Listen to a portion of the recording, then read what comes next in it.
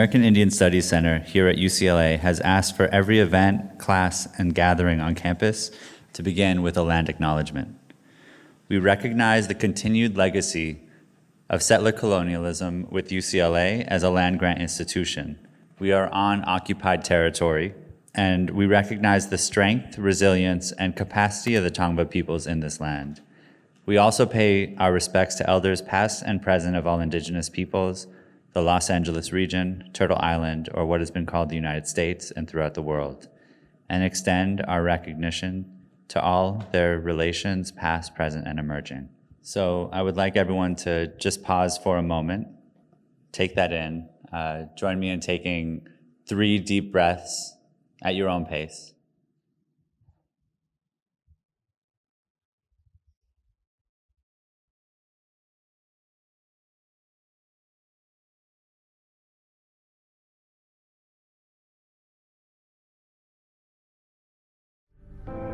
Don't turn a blind eye.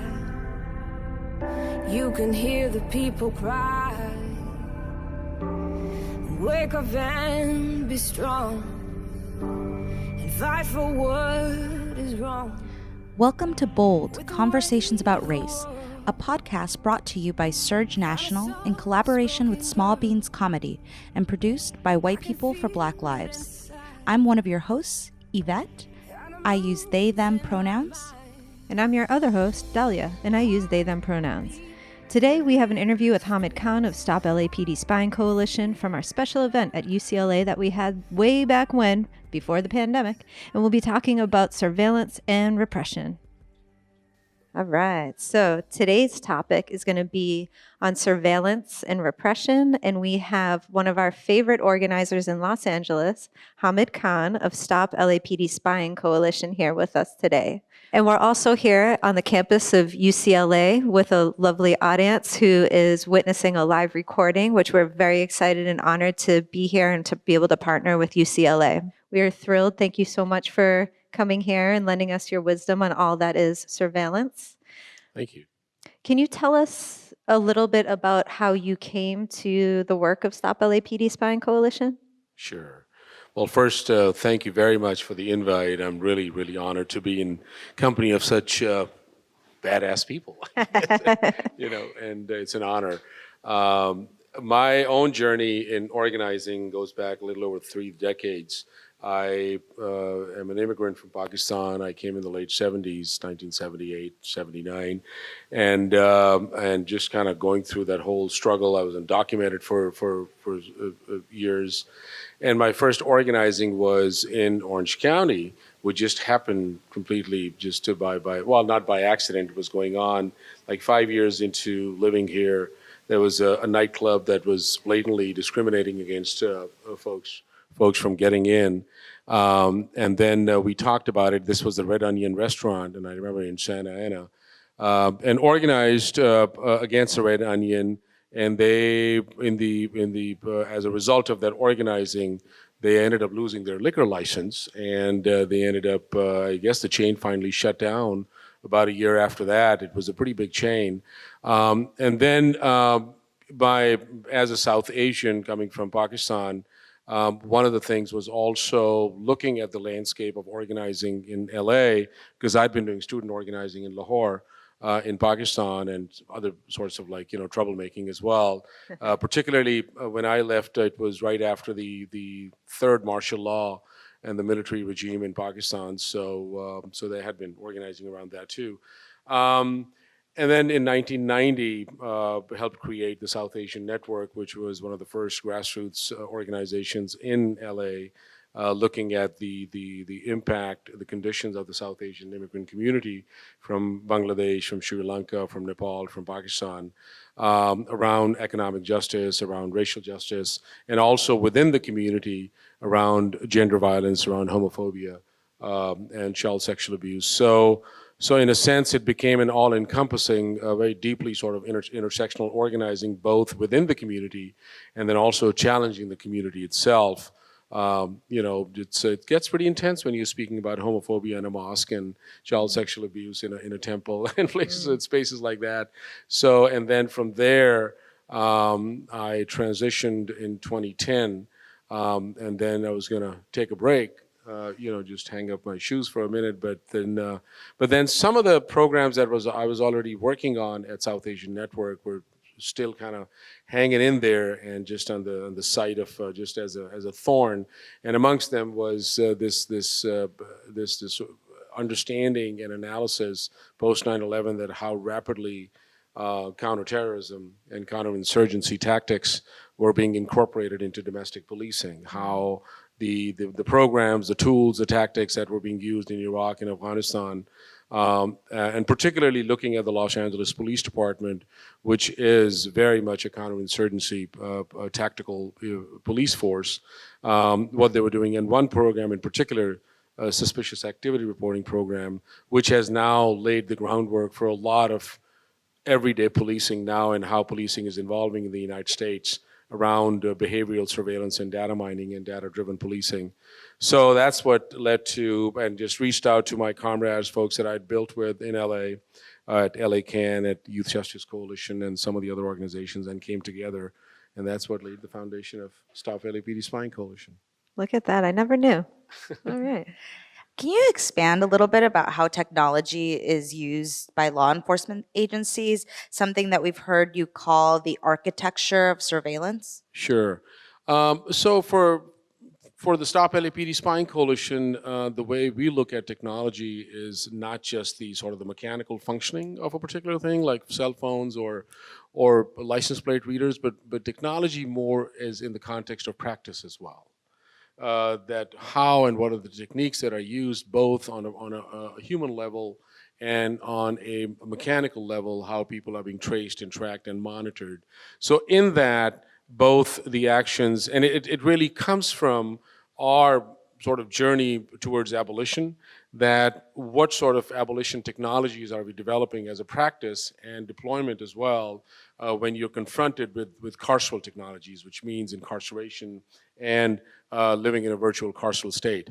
So in that, what we did was, one of the first things was a couple things that mapped out the LAPD's architecture of surveillance, which included through a bunch of public records, research, and spent a whole lot of time identifying what were the various ways that people's information was being gathered, both on a human level and on this mechanical level as well. So we've kind of mapped it out. That helps us in understanding and really kind of breaking through the silos as well, like in a sense where, we're looking at oppression as being deeply intersectional, so resistance is also intersectional as well. So in that, helping understand that what are the various points of deployment through people are being traced and tracked and monitored.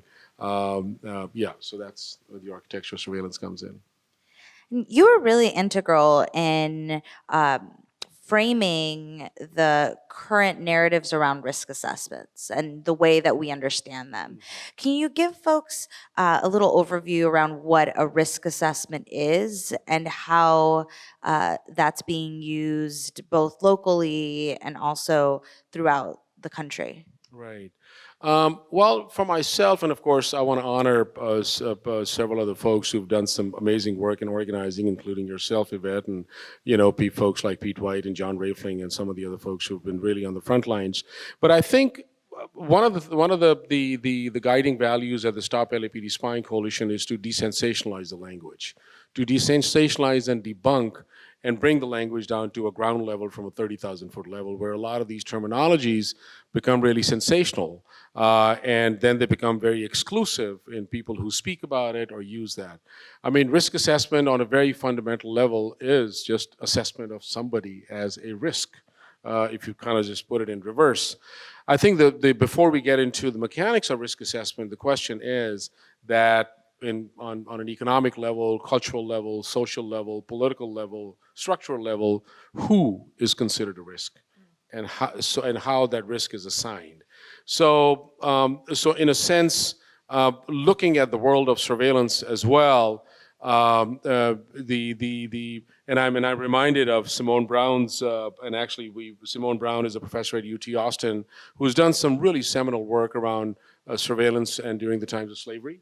and mapped out. So we even use Professor Brown's quote as the starting point of our report that we released before the bullet hits the body, that surveillance is a story of black folks. It is in fact anti-blackness. So in a sense, and this is where, so I'm kind of just bringing it all together in a way, just my mind sort of thinking intersectionally as well, that surveillance on a mainstream level, the conventional understanding of surveillance has always been rooted through a very white-oriented and white-imagined and white definition of invasion of privacy. That's how it has been seen. But what we've been doing is to really, which is again a very, very privileged space to be, to kind of flip the script that surveillance is in fact a 24-hour, everyday methodology to keep an eye and to trace and track and monitor the suspect body. So now, who is that suspect body and how did they become suspect in the first place? So in that, in the United States, we can't really have a conversation without grounding ourselves in race and poverty, sexuality. So when we come to race, it really becomes that your being by itself as a black person or a person of color or a trans body, that you are forever deemed suspect. You're outside the norm of what socially acceptable a body would be. So in that then, your body is already a cumulative piece of a risk. So in order to maintain order, that's where police comes in and slave patrols and that long history of that. But so who would be a threat to the existing system? Who would be a threat to the existing order? So in that, race and sexuality and gender plays a very key role, and class as well. So when we talk about risk assessment, I think there's this whole methodology which is nothing new, but now it has become much more sort of sensationalized as a result of scientific language. Because looking at the being, and just being a non-black person, but being a person of color, of a particular ethnicity and a certain nationality, my first experience of coming to the US as from Pakistani origin, name like Hamid Khan, undocumented person, that I was the other. So immediately the otherness is very pronounced in your existence. So the other carries a certain level of risk. So in that, how that behavior becomes critical in assessing that person as a risk. So that's the starting point, right? Then comes in the science. So in a sense, we can talk about that how criminality and the presumption of guilt on a non-white body has already been assigned. So that because it starts with the relationship with the presumption of guilt and criminality gets assigned. So that's the intellectual framework. So in that then, how do we maintain the carceral status of that body? How do we maintain that body to be constantly be kept an eye on and considered a threat? So in that, the language of predictive analytics comes in, math comes in, statistics comes in, now this whole jargon of artificial intelligence, and I'm saying that because it's really from our vantage point is absolutely bogus. So risk assessment comes in that based on a person's past or a history, which of course, and however they have behaved for whatever reason, they may have had an interaction with the law or other institutions as well, then creates these, your identification points, and then where your whole data and your being is being processed by data processing systems. So risk score gets assigned. That I'll give you one example of this program, Operation Laser, that some folks are in the room who are a part of dismantling this program. That and one example would be that if you're on parole or probation, you're assigned 5 points. If you ever had a gun possession crime, you're assigned 5 points. If you ever had an interaction with the police, like a stop and frisk, you're assigned 1 point, on and on and on. So the scoring mechanism takes place, and then you are placed on a risk order that if you are out there in the system, in society, you would be a higher risk. The problem with that is that behavior is an infinite concept. Why is somebody engaged in a particular behavior and an action is completely left out of the table? So, I spoke a lot, but to bring it all together, we are being reassigned and looked at as in a robotic sense, that your function can be assessed in a very sort of a minute way, and then your risk will be assigned and a score will be assigned in a sense, think about it, that how risk assessment is being used in renting homes.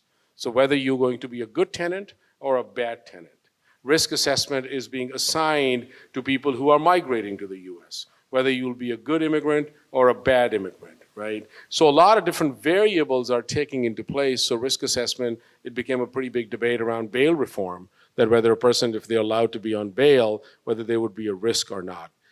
I would just say very clearly and plainly and bluntly that this is such a big hoax that has been developed.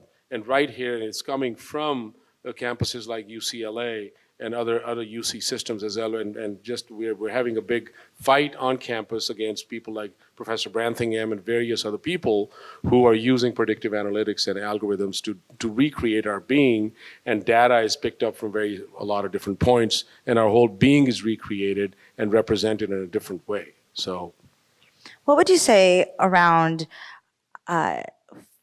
how technology is framed as a more efficient way of reducing crime or reducing incarceration? Those are the arguments that we're hearing around risk assessments as it pertains to pretrial incarceration. If we have a risk assessment, we'll get people in and out real quick. If we have a risk assessment, we're going to increase efficiency of the system, right?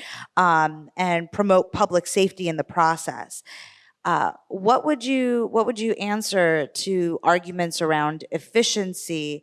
And then what would you say to folks that argue that we just need to come up with the perfect algorithm, right? We just need to have an algorithm that accounts for bias, that accounts for race, that accounts for folks that have been growing up in certain communities or had more contact with law enforcement. right. So several things in that question. Let's start off with the notion of efficiency. And I think this is where one of the other values of the Stop LAPD Spying Coalitions becomes very instructive as well, that everything that we are seeing and talking about is not a moment in time, but a continuation of history.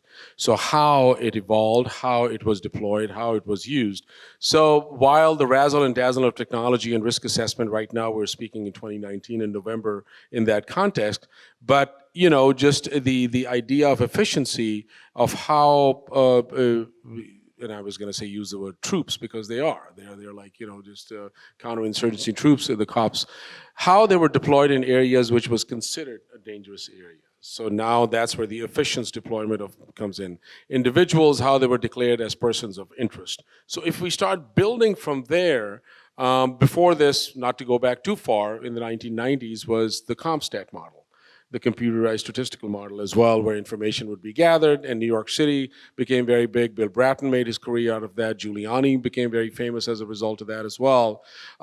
So I think more than the efficiency and more than the allocation of resources, we should be looking at the impact, because the narrative and the claim is always going to be there, but the impact remains that there is a completely disparate impact on black and brown bodies, particularly the black community, when you do a proportionate sort of like, just accounting for populations.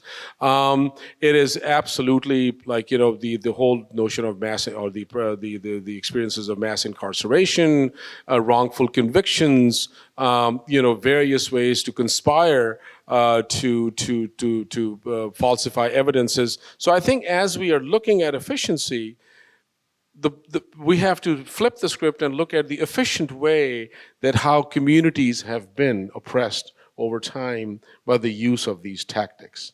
So for me, at least on a personal level, I don't give any power or an inch to the cops that, because it's not that they're inefficient. They're very efficient in executing the racist institutions, the prerogatives of the institution. That's why, we don't get into one bad apple, because the whole institution is a rotten cart. So that needs to be dismantled and abolished. So I think in a sense, efficiency to contain and control people and to in a sense, criminalize people is very much there. But for them to say that resources, it's an ongoing thing. At what point do we stop and say, no, wait a minute, time out. This is not going to happen. So it is, again, it is a ploy. It is a way to take more resources. It is a way to make these excuses about more training. It is a way to expand their workforce as well. And in a sense, here we are today, that in the city of Los Angeles, I think, and I don't know the exact number, that we have less than 0.1% in youth development. And then for law enforcement, for these to be more efficient, to have more resources, they get over 50% of the general funds of our resources as well. So I think it's, again, I don't want to use just one canned answer, whether it's efficient or not, but I think like in how are they efficient and what is the impact on our communities really becomes critical to talk about. Right. And it always comes back to public safety, right? Like this is all done in the name of smarter technology for public safety to keep our streets safe. And really what's actually happening is severe repression of communities and Right. criminalization. And it is being done, but which communities Right. are being kept safe? I think that's really where the redlining comes in. That's where really, like, you know, the use of force comes in. That's what really comes in, that, you know, which streets start to be maintained serene. I mean, I remember the Rodney King during that uprising, like, you know, just because I wasn't here in the 60s or anything, doing Watts. But the second day or so, you know, you couldn't get in past, you know, I was living on the east side of LA County. You couldn't get past the 110 to go into South Central. You couldn't get south of the 10, because it wasn't just to maintain peace in the communities in South Central. It was to defend Beverly Hills and the west side. Mm-hmm. So I think when we talk about these efficiencies and deployment of resources, that which community is considered worthy enough or human enough to be kept safe, per se. Right. Which, again, I mean, it is such an inherent contradiction, because the level of violence that happens, like sexual violence, gender violence, economic violence that these communities engage in, but that's a carte blanche, right, that is given. That's how white supremacy works. and on that note, around like sort of, I guess, an extension of white supremacy is like the communities who are less likely to be impacted by surveillance. Those same people are saying, well, if you're not doing anything wrong, then you don't have anything to worry about, right? So like, how would you respond to that argument over like, oh, I don't care if there are street cameras at every corner. Like, I don't care if the police have license plate readers. Like, you know, I don't care if they're listening to my phone calls. Yeah. I mean, I have two answers to that. One is a very blunt answer, like, you know, just, you know, that my work is in my communities, which are directly impacted. So really, I mean, I don't really get caught up into the big tent theory, that the people of dissimilar, you know, political ideologies should come together. I don't want to sit down with right-wing racist or a fascist. I have no desire to sit down with folks like that, because there's a lot of work that we still need to do in our own communities that we have not done. However, you know, if having the time to converse, I think the first thing I'll ask them is that, you know, what did you do and how did you figure when you were thinking about some running shoes and they showed up on your computer? Right, and you're starting to look at that. How did that information really come together, and what was the process that exactly something that you were looking for shows up on your screen, and you're not even talking? I mean, in a sense, not just thought is being picked up, but you have tapped on. So in a sense, that's where one of the ways that we have developed this visual, going back to Yvette's earlier point, that one is the architectural surveillance and the other one is the stalker state. That how information moves within various sectors, between the public sector and the private sector and the corporate sector and social media and international agencies. So in a sense, that helps in getting the point across to folks to understand that your data, the information sharing environment is so vast and huge that it is, regardless of however you think you have not done anything wrong, you are being traced and tracked. So the first question would be that the privilege you have of your own privacy that you're very near and dear to you, what does it mean? Do you feel you are private then? Do you feel your privacy is being protected? So I think there's definitely been opportunities to talk to folks, and then people start looking at it and having these aha moments. And there are other ways to have these conversations too, but kind of keeping it on a baseline level. I think sometimes these visuals and storytelling and helping people just kind of get beyond their myopia also helps. Got it. Thank you. You mentioned a report that you all put out before the bullet hits the body. Can you describe the findings of that report? Yeah, that was exactly what the title says, that what are the conditions on the ground before the bullet hits the body. So how does that contact get made? What are the programs that are being unleashed on various communities? And what we found was quite telling, quite frankly, like, just talking about risk assessment and predictive analytics, that in a sense, it is also helping us shape and expand our narrative as well, that while the body was a target, but it was really about the control of land in the background. And it really just kind of helped us in bringing back that, when we talk about settler colonialism and we talk about the United States as a settler colonial state, it is not a stretch from our imagination. This is happening right now. So in a sense, and I just want to honor my comrade Jamie Garcia, who just walked in, who basically was leading our data-driven policing fight against the LAPD. And so we found several things. One was that how the idea of risk assessment was taking place against individuals who are just in the process of rebuilding their lives. How they had created, how they even think of naming a program. So one of the programs was Operation Laser, that was dismantled this year in April, which stands for Los Angeles Strategic Extraction and Restoration Program. So even the thought of naming it Laser came from the academics and law enforcement agencies, that we will go into the communities and remove tumors with laser-like precision. So now the dehumanization aspect of communities had begun. So this is how pathologizing people starts, right? So they are considered as tumors. Then the next piece was like, okay, if they are not wanted for something, how do we still keep a chokehold on people as well? So that's where the risk assessment process comes in, under the guise of person of interest, that, okay, if somebody had a previous history, how do we then keep an eye on them and put them in a list? Then the third stage was that they released these bulletins with people's faces and their histories and their addresses on it, like a most wanted poster, and give them to cops to keep them in their cars when they're not even wanted for anything, right? So how a virtual carceral state was being created. Then we found out, furthermore, the documentation that we were getting, because we filed a lawsuit for public records as well, that what was the intent behind it, that how these zones of high threat areas were being created, which gave immunity for the use of force to law enforcement agencies.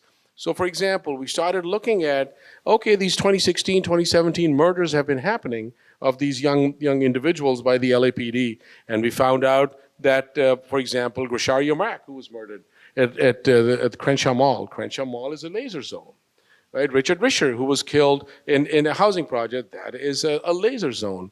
Kenny Watkins, who was murdered by the LAPD, was murdered in a laser zone. So now you are creating these high threat areas in the communities, which immediately gives you the power that before the bullet hits the body, that you're walking in. Then we got the documentations about hotspots, predictive policing hotspots, which are also based on a history of previous crime and current crime and all of that, which Professor Jeff Brantham has developed as PredPol. So we asked for data for Central Division, where we are based out of in Skid Row, and that, okay, let's have for 6 months in 2015 and 6 months in 2018. We says, okay, let's look at the hotspots and see how these hotspots are mapped out. And not that, because Skid Row is the most heavily policed community anywhere in the country, but the hotspots were not in Skid Row. What they were doing they were creating this whole digital redlining noose around Skid Row. So they had created these hotspots, which would require extra deployment of troops, of cops, in that to circle and to quarantine Skid Row. So where the new downtown was going up, where the new development was going up, where Hipsterville was going up, where Little Tokyo development is going on, where the art district on the east side of Alameda is going on, where this south of 7th is the warehouse district. So in a sense, land becomes very central. Then we saw these anchor points as which could be crime triggers.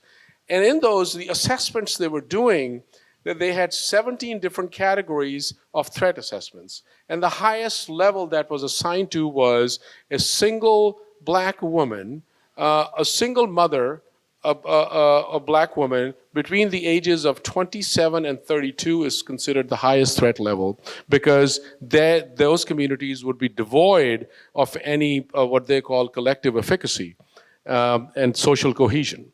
So only people who may be retirees and older only can have social cohesion and sense of community, but these folks don't have any sense. And I can go on and on and on. Like, this was so clearly vulgar. I mean, and we talk about racism, but it is beyond racism and vulgar as well, that you are looking at a whole community and you're deeming the whole community as a threat, right? And you're just sending extra troops constantly out there under the guise of efficiency and resources, but that's where the targeting comes in. This reminds me a lot of gang injunctions and the standards that were laid out for what defined a gang member. If it was someone with white socks up to their knees could define whether someone was a gang member. Clean white socks, I think it was.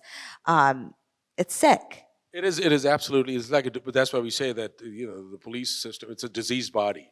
So it needs to be taken out. And this is something where you're absolutely right. So the Chronic Offender Bulletin Program, think of it as gang injunctions and gang databases 2.0. Like, it's a much more heightened level. And the good news is that we had filed a lawsuit. We just finished the lawsuit. We won the lawsuit. And we're going to be having a big announcement on December 10th, because we had asked them for the names of all the chronic offender bulletins as well. And this is one of the very rare moments that we really kicked them on that. Congratulations. Yeah, That was a lot of hard work. Yeah. A lot of people's hard work, yeah. That's amazing. That's amazing to hear. Can you tell us a little bit about your current campaigns and ways that folks can plug into the work if they are local, or if there's anything that folks can plug into nationally, but anything to keep the momentum going so people know how to take action on this issue? Absolutely. So one of the ways the coalition, and just in full disclosure, it's a fully, I'm the only one who gets a stipend, but it's a fully a volunteer organization. The group decided not to get a nonprofit status, although we do have a fiscal sponsor at LA Can. But it's really an amazing participation and contribution of people's time that are really taking the lead and ownership in this thing. So the active campaigns, of course, data-driven policing is a huge piece. We were able to collectively dismantle, with a lot of people power, Operation Laser and Chronic Offender Bulletin. PredPol is on the target. And then suspicious activity reporting program. The drones are still there, body cameras. So our goal is very clearly about abolition and dismantlement. We don't fight for reform. There is no such thing as a kinder, gentler policing. Then we also are building the work as well around the several working groups, and people are welcome to join. One of the working groups is looking at the intersection of surveillance and gender and sexuality. Wow. That how trans bodies are being surveilled, what is the impact. We're also working, that group is looking to work with sex workers. We've already been to their meetings, like how sex workers on the street are being impacted as a result of PredPol and hotspot policing, how sex workers online, their lives are being impacted by the stalker state, and on and on and on. Also, we have a whole series going on in partnership with Color Coded, and it's called Embody Abolition. Wow. So looking at that because it's become, and of course we live in a capitalist system, that now abolition is being funded by foundations. Like, who would have thunk that? Just wow. So in a sense that abolition is not a deliverable, it's a practice. It's a lived experience. So we are having our 4th series on December 5th at SoCal Library, and we would love to have people come and join us for that as well.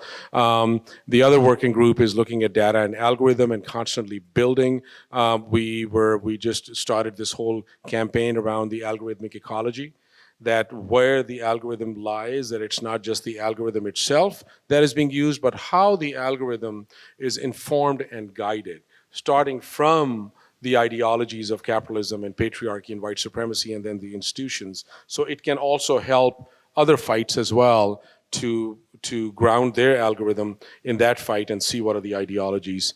So there are several ways that people can plug in. Look, constantly, a lot of grassroots research is going on. Another working group is looking to debunk this whole language of community policing. And really kind of looking at it as a counterinsurgency process, that how very methodically, law enforcement, just like the U.S. Army and the military, goes in as occupying force and identifies some tribal leaders, identifies some religious leaders, identifies some people in the intellectual world or the academy, and partner with them as an occupying force. That's how exactly what they're doing here. And it drives gentrification. I saw it played out in my neighborhood council where the police came in to help set up a neighborhood watch, and the nice white people that moved into our neighborhood, they're just jumping at the bit to be part of a neighborhood watch program to keep our community safe. So I see that insurgency strategy that you were laying out. And one last thing I would just say is that we are now also going to be nationally going public, because I think we talk about a lot of challenges from the external, but I think there's a lot of challenges within the nonprofit industrial complex as well. So we are also very much now starting a campaign against the ACLU, and I'm going to announce that, against their bogus notions of reform and ordinances and passing these and legitimizing surveillance through passing laws. And one of their main campaign is the community control over police surveillance, which is really just, it's going to be very damaging in the long run. And similarly, there are major nonprofits. We talked about the Vera Institute, the Electronic Frontier Foundation, and several others. So I think that is also something for our own survival. It is incumbent that we need to challenge our own. Right. As well, because I think that's a much bigger fight than, we know who the enemy is, but this is where it's almost like in our work at some point, because you're taking one step forward and you're being pushed 5 steps back, and that's happening by our own as well. So I think those are also some of the fights that we have. And that seems to be part of this sort of like divide and conquer strategy. It's whether Very it's much in the nonprofit world or even the model of see something, say something. Let's Absolutely. like turn against each other as humans and community together, our neighbors, look at everybody with some level of suspicion. Like, Absolutely. that's how it's. Yeah, and that's how policy carve-outs happened. And Onisis in our last episode talked about how there's compromises that happen in policy that carve out some of the most vulnerable folks in our communities. And it's actually not just morally right, but actually strategically right to not allow for those compromises and carve-outs for our community. Because they become a liability in the long run. Right. Yeah, from abolitionist principles, we learn we don't want to build anything that we have to tear down in the future, right?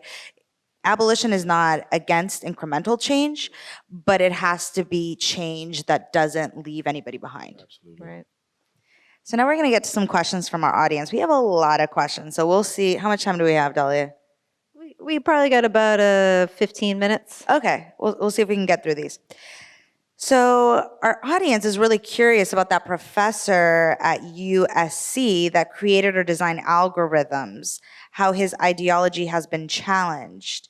And if you could speak to UCLA professors or colleagues that promote community predictive policing today. Right. So the professor I was talking about is at UCLA. I know USC, there are folks over there as well, but this particular one, we started organizing, and he's a professor of anthropology, Professor Jeffrey Branthingam. Okay, so that's his name. He was the chair of the Department of Anthropology, but then he's not the chair anymore. He's the one who basically got a grant from the U.S. Army back in 2005 to study insurgencies and see if they could predict insurgencies in Iraq and Afghanistan. Again, just that's where a whole lot of money goes, bogus ideas. So just like everything else, that how the military-industrial complex and the nonprofit industrial complex and the policing and the surveillance industrial complex, they all work together.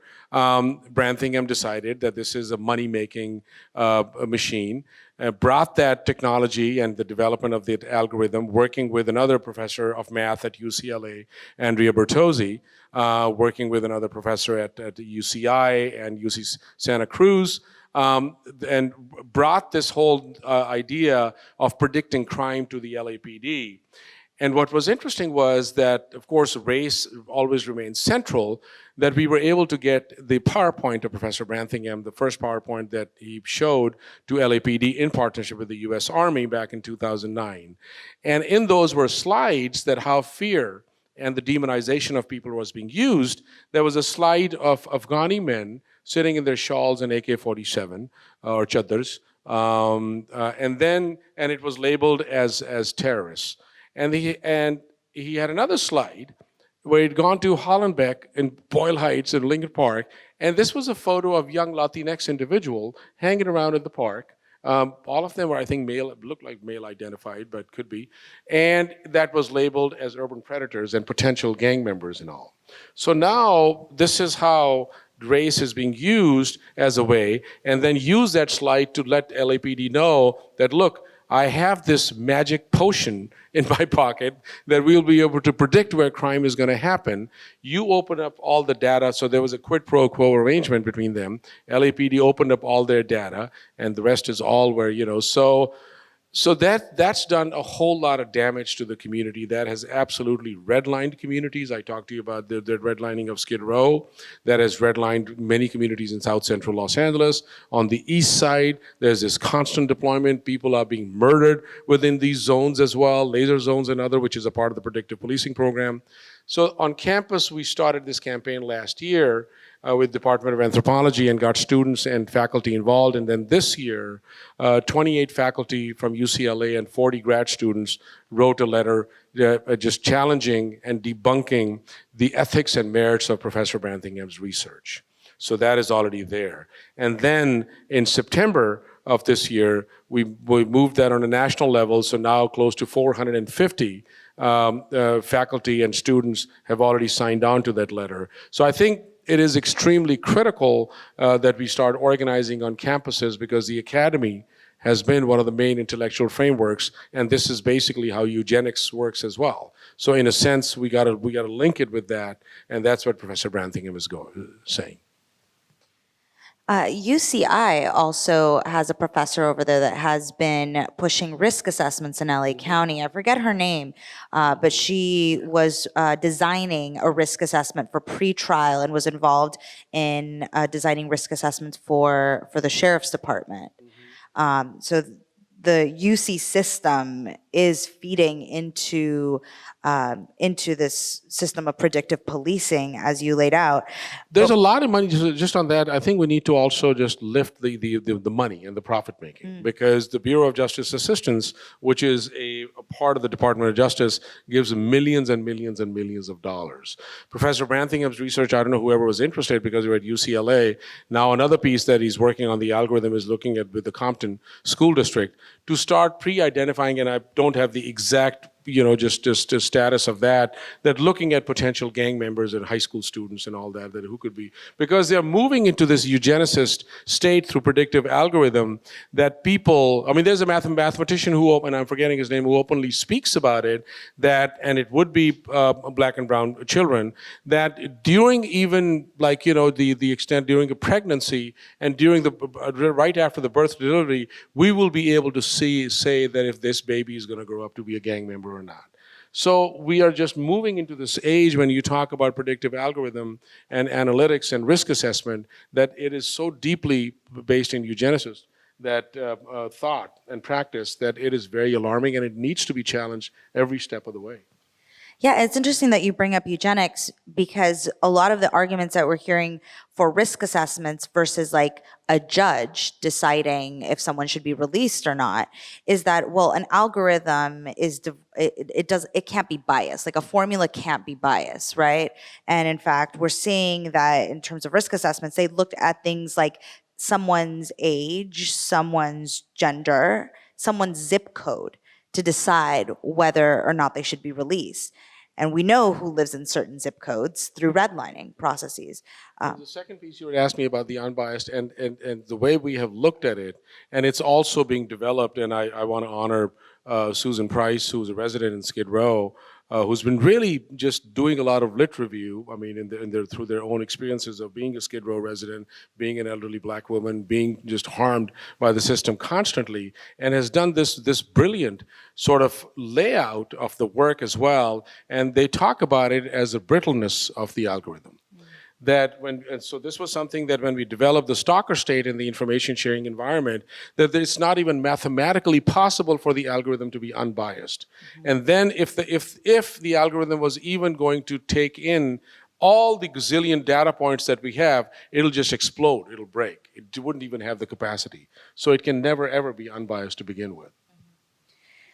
So what are some of the best practices for the general public in using technology so that they aren't further causing harm or exposing themselves to surveillance? Yeah. I mean, I think right here we're sitting using technology. And I think just to desensationalize the technology as well, I think the way we speak about it, and particularly with youth, because we also have a campaign which is the fight against the war on youth. And this summer we had I really had the pleasure of sitting in this one convening of youth. There was about 40 high schoolers and 20 middle schoolers in there. And for them, the use of technology and how they were engaging in that.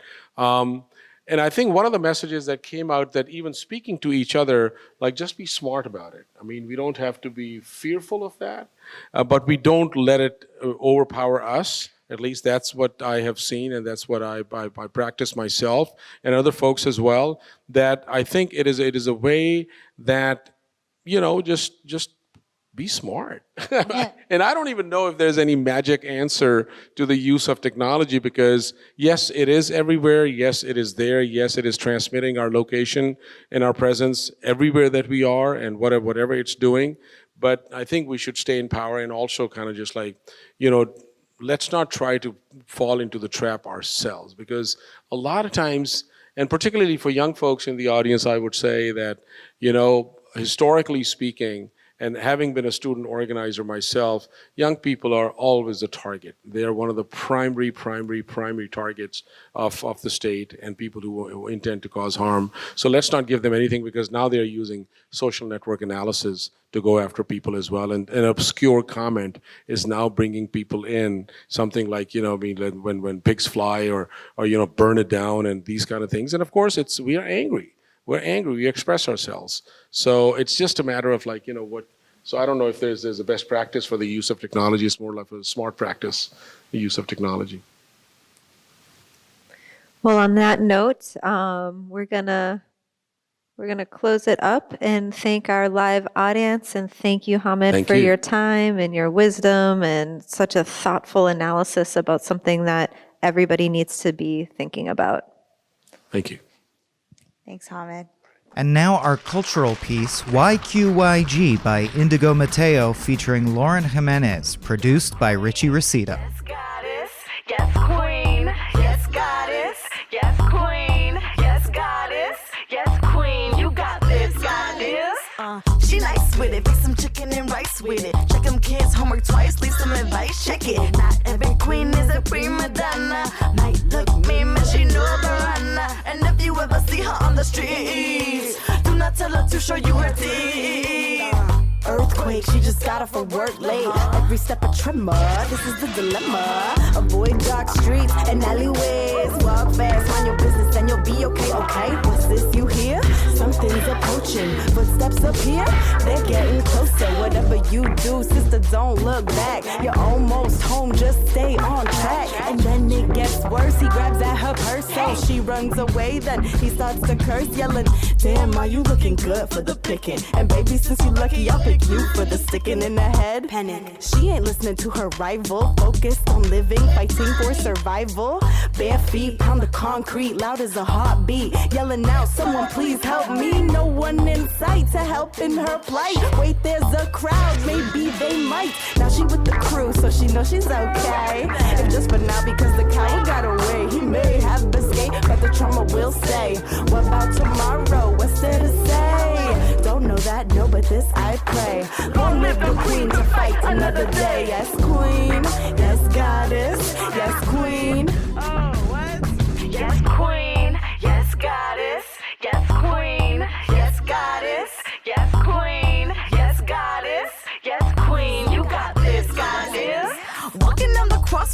wishing I could crush dummies. Lives born like hush puppies when they see me showing tummy. They don't know me, nah, they don't know me. Wanna drug buck and cuff me up in my sleep, that's why we never run from the truth, baby. If you don't see the issue, you're part of it or aloof, baby. I you got the allergy, blue colors of misogyny, and none of it's haphazardly part of a bigger strategy. So Popo don't believe me, Rope been so lonely. Blood on the street, my G's smoke praise on me. I'm divine like Mary, why do you pray on me? Tears and rosary beads, your eyes stained on me. Cause I'm rising, grinding, shining. I'm young, sprung like primavera with the timing. All my ladies with rings, cuffs, chains. Without them, look at your reflection. Promise me you'll never doubt them. Promise me you'll never doubt them. Fellas bumping along, don't you ever, okay? And though your hard work may go unseen, regardless, yes, goddess, yes, queen. Girl, I know your hard work does go unseen, regardless, yes, queen.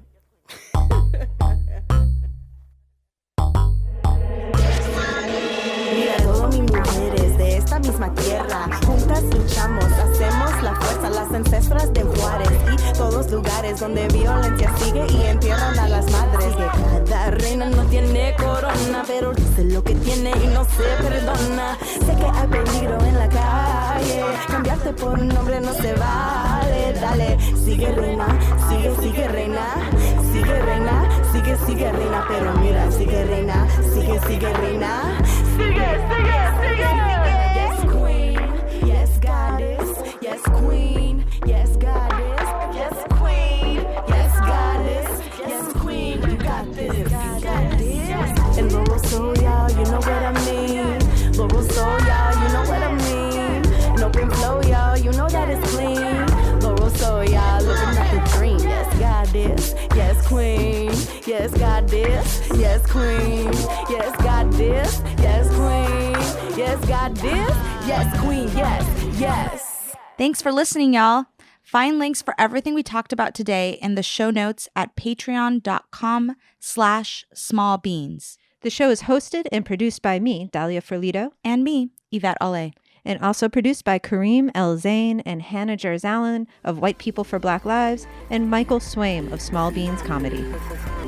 As always, we want you to take action. And we'll be dropping some links on how you can take action to end the use of facial recognition software by the Los Angeles Police Department, and another new campaign by our friends at Vigilant Love called Services, Not Surveillance. Take a look.